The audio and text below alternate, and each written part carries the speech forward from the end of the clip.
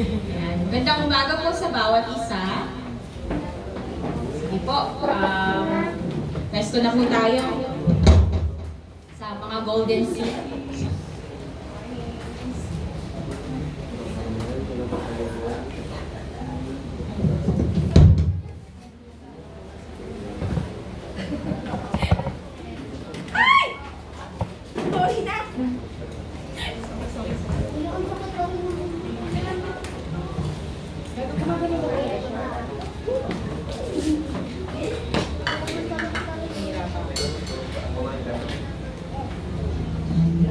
Good morning po sa bawat isa. Nawa po ay may maayos tayong pahinga kagabi. Nakapaghanda tayo sa pakikipag-date sa Panginoon. Ang ating pong ka-date this time is the King of Kings, the Lord of Lords. So, very special po. Sige po, tayo po lahat ay manalangin. Tingin po natin ang paggabay ng Banal na Espiritu, kanyang presensya, mangusap sa atin this time. Let us all pray. Father God in heaven, good morning po. Salamat Panginoon sa panibagong araw, kalakasan na ibinigay mo sa amin at pagkakataon na ikaw ay muli namin marinig, makita, maranasan sa aming buhay. Salamat Panginoon dahil tunay nga na ang lahat ng bagay ay nagmumula sa iyo.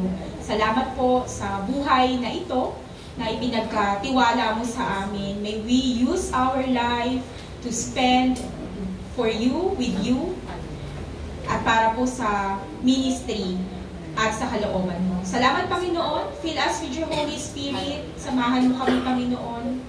Na hindi kami madaya ni Satanas, kundi makareceive kami Panginoon ng biyaya mo, ng kasagutan, ng kalakasan, ng kagalingan sa pamamagitan ng iyong salita.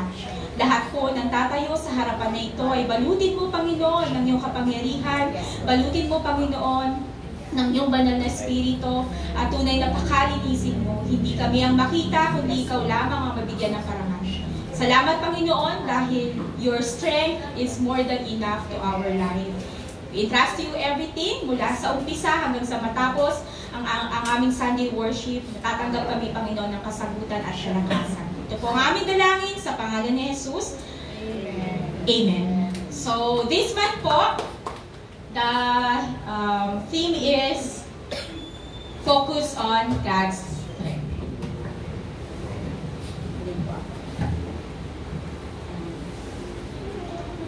Tayo po ay tumuon lamang sa kalakasan ng Panginoon. Bakit po maganda yung theme natin o yung tema natin this month? Kasi natural sa tao na may kahinaan. Natural sa tao, sabi nga, di ba, tao lang ako, walang perfecto. Ganon, di ba? Normal sa tao na mahina, mapagod. That's why ibinigay ng Panginoon yung gabi para magpahinga. Bigyan niya tayo ng time na magpahinga.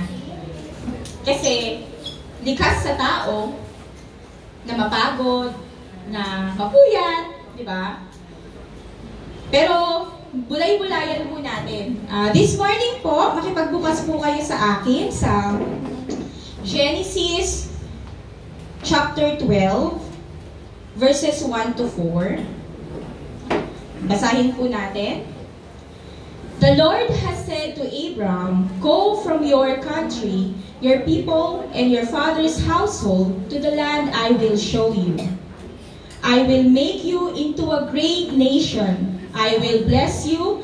I will make your name great, and you will be a blessing. Can we change po yung I will? Later. Sige po, next verse. Tapusin muna natin. I will bless those who bless you, and whoever curses you, I will curse. And all peoples on earth will bless through you. So Abram went as the Lord had told him, and Lot went with him. Abram was 75 years old when he set out from Haran. Ang title po ng mensahe natin ngayon is When Waiting Turns to Waiting. Ano pong kaibahan niya? Kapag ang paghihintay nagiging mabigat na. Diba? When waiting turns to waiting, hindi po madaling maghintay. Tama po ba? Kaya nga maraming kabataan nabubuntis ng maaga, nagkakaanak, hindi kasi madaling maghintay.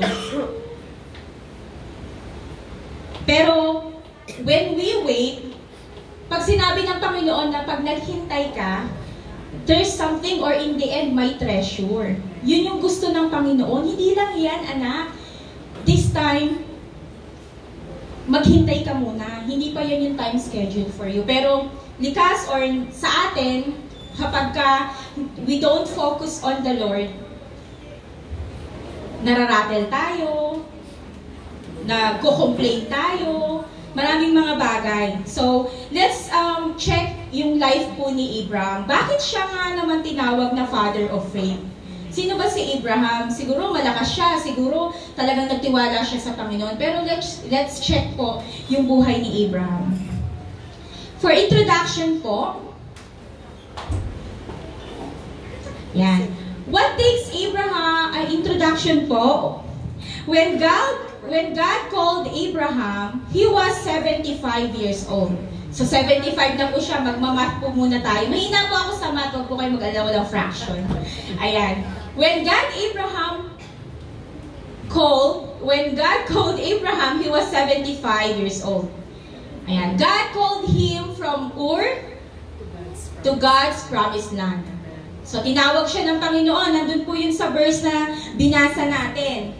Sabi dun sa Tagalog is, sinabi ni Yahweh kay Abraham, lisanin mo ang iyong bayan at ang tahanan ng iyong ama at ang mga kamag-anak at pumunta ka sa bayang ituturo ko sa iyo. Ang Panginoon po, nung tinawag niya si Abraham, 75 years old siya. Bakit siya dinala sa promised land? Ang bayan po ng Ur, or bayan ng pamilya ni Abraham, ay bayan ng mga sumasamba sa Diyos-Diyosan. So ayaw na ng Panginoon na mamuhay tayo sa ganong bagay. Kaya inialis niya si Abraham. And then, next promise ng Panginoon is God promised him that God will make him into a great nation. Sabi ni Abraham, 75 na ako, Lord. Great nation, wala nga ako kahit isang anak. Diba?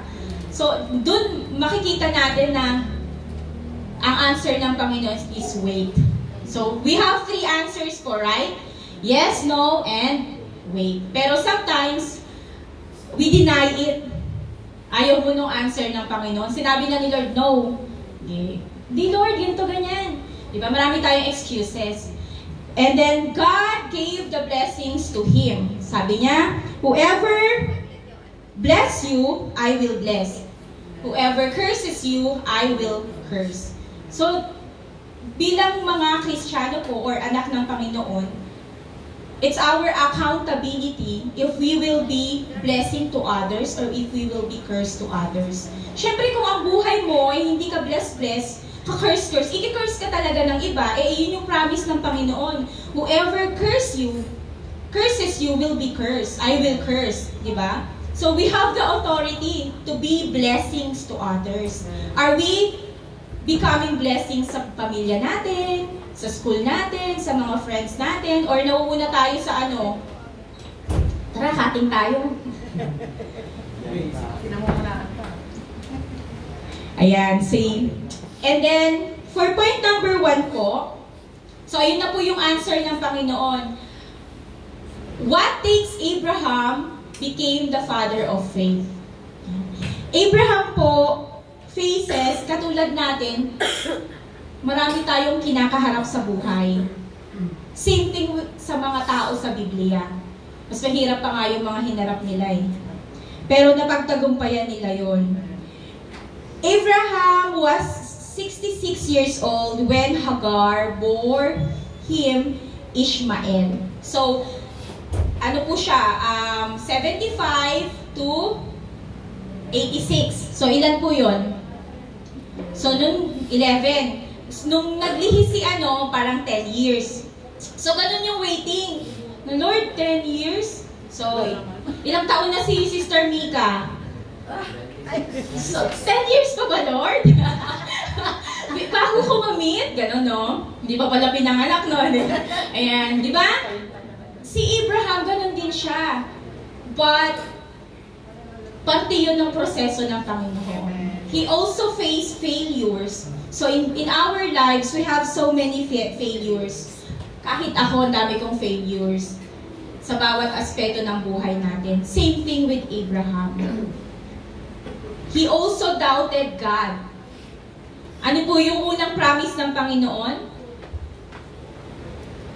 Dadalhin kita sa lupang pangako.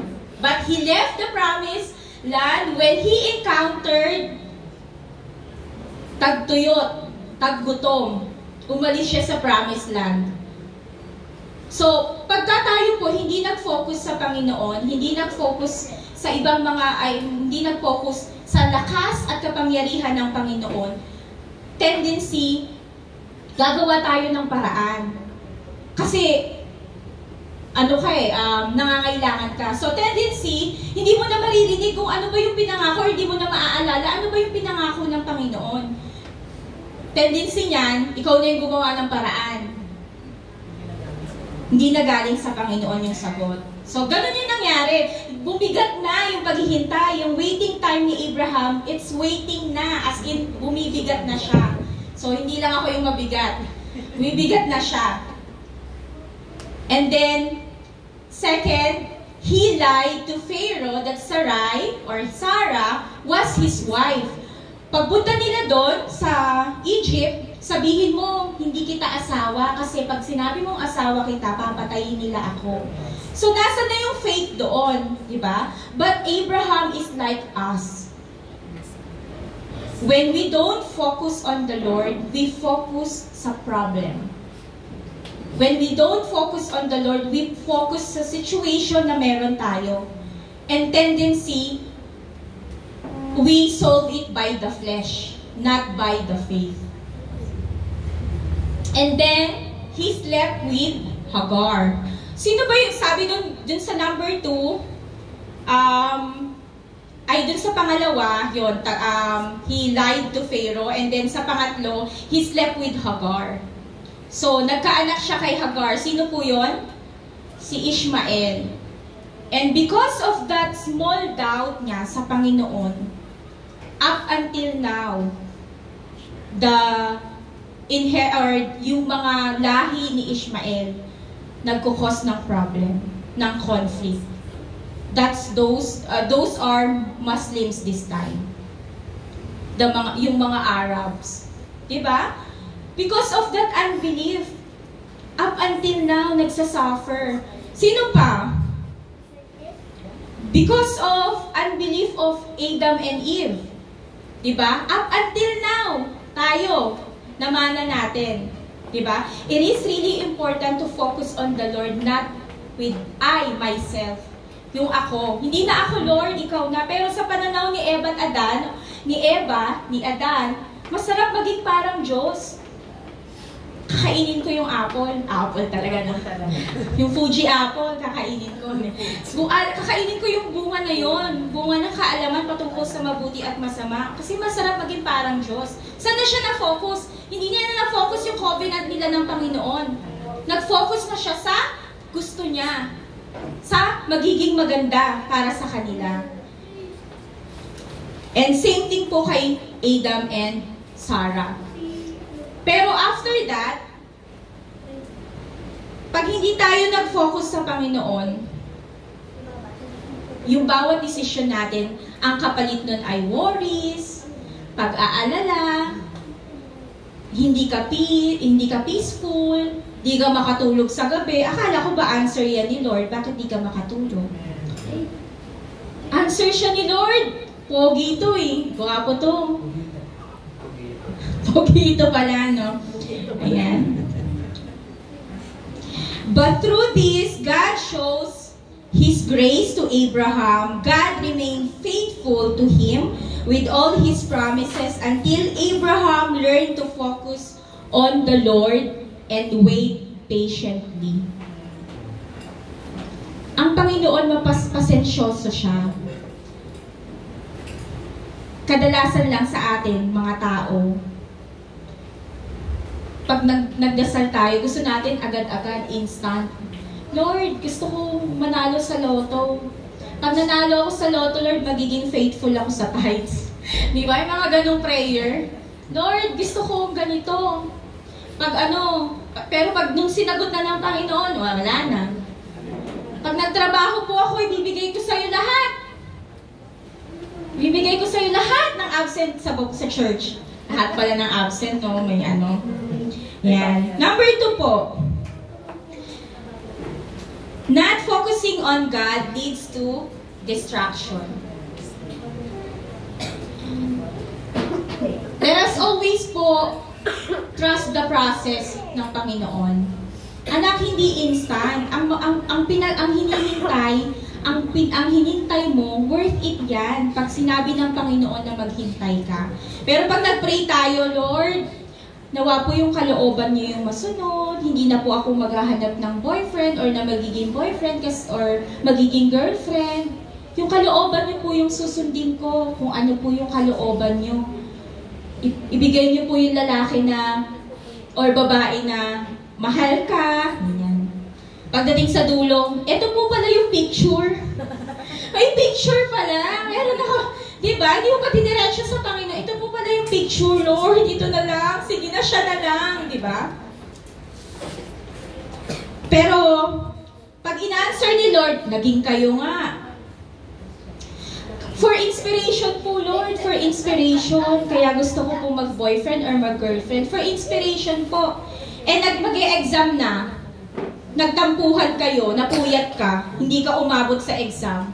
Ayaw nang magbigay ng special chance ng teacher mo. O di bumagsak ka pa, inspiration, di ba? Mga bagay na minamadali natin sa Panginoon. Not focusing on God leads to distraction. Nabanggit ko na po kanina, Adam and Eve. For being focused sa sarili nila, sa sarili ni Eva, ni Adan. I want to be like God. It leads to distraction hindi lang sa buhay nila up until sa mga susunod na salinlahi, which is up until now. What consumes your mind controls your life. Kung ano yung nasa isip mo, the way you think, that controls your life.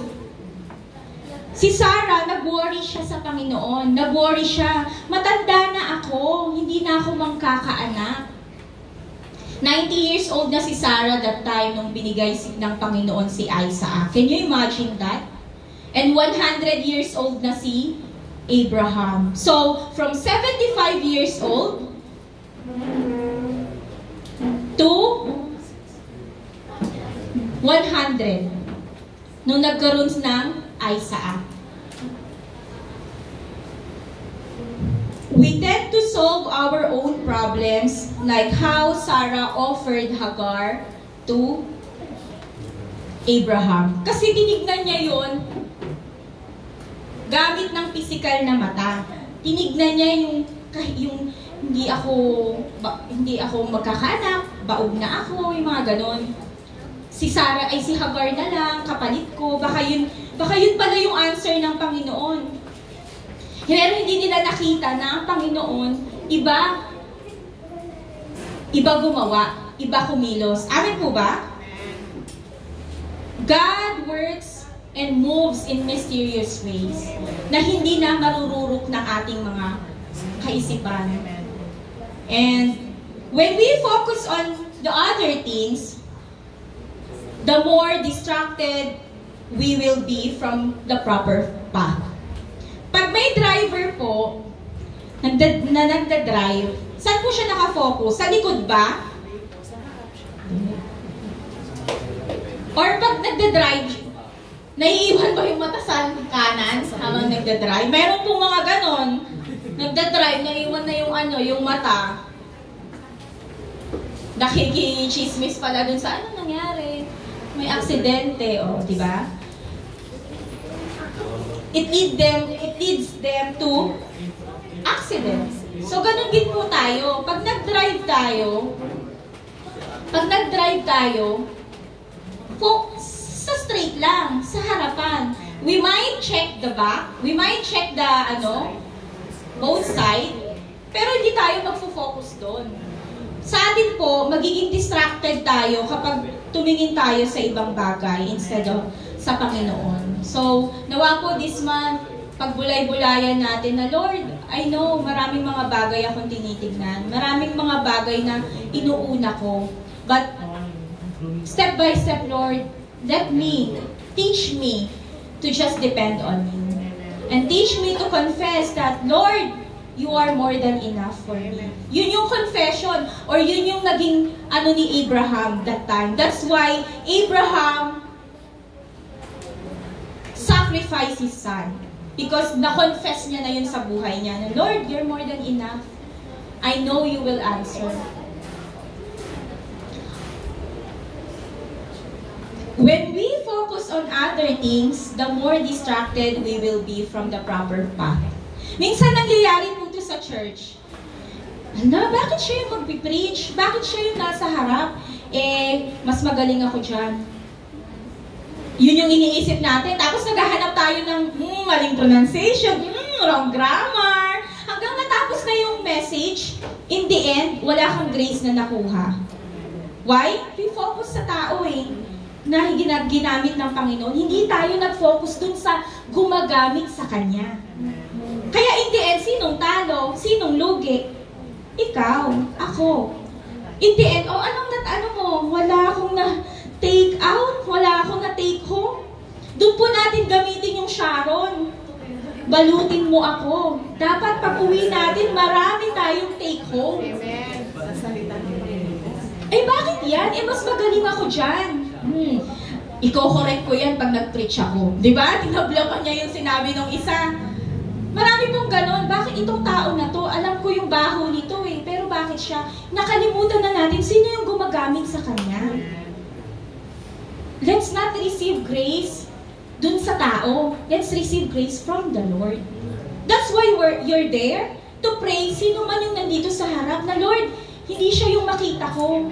Ikaw yung makita ko. Diba? Sometimes, sa worship, hindi ka nabibless. Why? Kasi nakafocus ka, hindi ko naman alam yung kanta. Hindi ako makasabay. Or di kaya, sintonado. Hindi nakapasok. Yung mga ganong bagay, saan ka nag-focus? Sa tao, dun sa instrument, sa ganito. Pero hindi mo nakita yung pagkilos ng banal na spirito, yung pagkilos ng Panginoon. In the end, sinong talo? Tayo. Wala tayong answer na dadalhin sa buong isang linggo. So, I encourage you, sino mang tumayo sa harapan, instead, hanapin natin yung mali. Let's pray na, Lord, ikaw yung mangusap sa kanya. Ikaw yung makita ko, hindi siya. Kasi mas magaling talaga ako dyan, mas mataas tinapos ko dyan Pero hindi, Lord, ikaw yung makita ko kasi ginagamit mo siya. Kung meron mang ginagawa yung tao na yon na hindi maganda, it's between him and the Lord. Ikaw, ang maka-receive ka ng grace sa pamamagitan ng salita ng Panginoon. That's why you're there to pray. Nandito tayo biglang kongregasyon para ipanalangin yung ating mga pastor, yung mga leaders natin sa LG, for us to receive grace. God will use them. Amen po ba? Amen. When we worship, don't focus on how good you are. Magaling akong singer Magaling po talaga akong singer. Seryoso. Kaya po trineasure ko na hindi ko na nilabas. Kasi maganda talaga yung boses ko. Yan po. When we worship, don't focus on how good you are, how good the song leader is, how beautiful the sound system is, but instead focus on God you worshiping. Sa Panginoon. When you pray, don't focus on the answer. Lord, ito yung answer na gusto ko, but focus dun sa kaisa-isa na mag-grant ng prayer mo, na sasagot ng panalangin mo. When we face trials, do not focus on the impact of the problem, how big or small it is. Instead, focus on God who will help you and save you from that situation. Next slide po. Stop worrying, start praying. Stop being distracted, stay focused on the Lord. Next slide po, matatapos na po tayo. Do not retire, but retire. Huwag kang sumuko, don't give up. Pero palitan mo yung gulong kasi tatahakin mo pa mas mahaba pang path. Mas mahaba pang journey na kasama yung Panginoon. Masarap kong isipin na, Lord, I will not focus on my weaknesses because you are strong enough to cover all the mistakes that I have. I will not focus on my mistakes kasi pinalaya mo na ako doon. I'm gonna focus on your grace. That no matter what I did, no matter how ugly I am, you're there to embrace me wholeheartedly. That's how grace it is. Pinagpapala ko po kayo sa pangalan ng Panginoong Jesus. Nawa po naka-receive tayo ng answers. And let us always focus on the Lord. I can do all things. Sabay-sabay nga po natin basahin. I can do all things through Him strengthens me. Amen. Mas malakas po. I can do all things through Him who strengthens me. Nawa po, lumakas po tayo sa pamamagitan po ng kalakasan ng Panginoon. Kung kalakasan lang natin, it gonna be temporary. Pero pag kalakasan po ng Panginoon, it gonna be forever. It lasts a lifetime. Tayo po lahat ay manalangin. Dakilang Diyos na banal, makapangyarihan sa lahat, muli po salamat. Because when we wait, we know that you're gonna answer us. When we wait, we should not be burdened because of that. But allow us to learn how to trust your process. Allow us to learn how to believe and have strong faith to the answers and covenant and promises that you have given us. Like how Abraham, Lord, nag-fail man siya sa ibang mga bagay, but still in the end, inalay niya ang kanyang anak para sa iyo, Panginoon. Salamat, Panginoon. May we have this heart as well. May your heart be our hearts. May your desire be our desires, O Lord. May mga bagay na marumi, may mga bagay na hindi karapat-dapat, Panginoon. But that's why you're there. May we always focus on you alone. May we always rely on you alone, Panginoon. Na ipagkatiwala namin ang lahat ng bagay. Anumang kabigatan na meron sa napasan-pasan namin, Panginoon. Matuto kaming ipagkatiwala ito sa iyo. And everything will take place. Salamat, Panginoon, sa kalakasan, sa mga sagot sa panalangin, at sa walang sawang pagmamahal at pagbuhos ng biyaya mo at kapatawaran every day in our lives. Lord, may you bless each and every one of us sa aming worship. Ikaw po, Panginoon, ang matanghal. Ikaw po ang maitaas, Panginoon. Salamat po, anumang gawain ni Satanas upang kami ay hindi makapag-focus, hindi makareceive ng iyong biyaya, ng kasagutan, ng kagalingan, ay aming winawasak at pinapalayas at tinatapos sa pangalan ni Jesus. Sa pangalan ni Jesus. Inaangkin po namin ang katagumpayan, Panginoon, sa aming Sunday worship. May we receive your positive message, Lord, na dadalhin namin sa buong isang linggo. May you bless each and everyone who will stand here in front, Panginoon, from the praise team, sa offering, sa mag-a-announce, Panginoon, especially the pastor that you're going to use, Panginoon. Balutin mo sila, Panginoon, ng iyong banal na dugo at tunay na ikaw lamang ang makita namin at paparangalan sa oras na ito. Ito pong aming dalangin sa pangalan ni Jesus. Amen. Morning po.